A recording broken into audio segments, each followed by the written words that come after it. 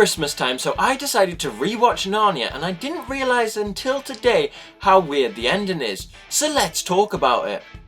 It may have been a while since you last watched Narnia, The Lion, the Witch and the Wardrobe, so here's a quick recap. It's World War II and London really isn't a great place for kids to be right now, you know, with all the bombs and such. So the Pevensey kids are sent to the countryside to this strange professor's house. And while in this house, the 4 kids decide to hide in this wardrobe, and it turns out to be a portal to Narnia. A crazy world stuck in an eternal winter thanks to the White Witch. The 4 kids, Lucy, Susan, Peter, and in the end Edmund, with the help of Aslan and the army, defeat the White Witch and end the eternal winter. Side note, this film was really dark in places considering it was a kids movie.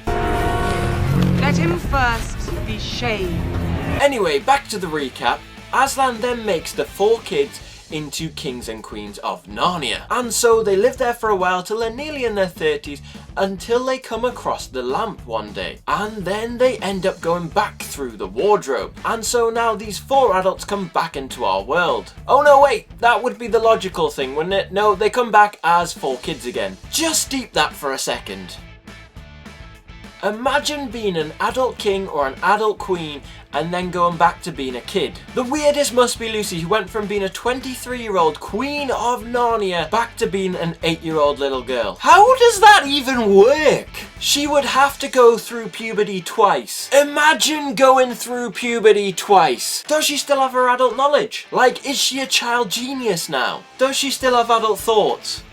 I've got so many questions right now, and the film really doesn't answer it. So I got my Kindle out and read the end of the book, and guess what? It's even less vague. I wonder if Netflix will address this in the eventual series they'll make now they have the rights to Narnia.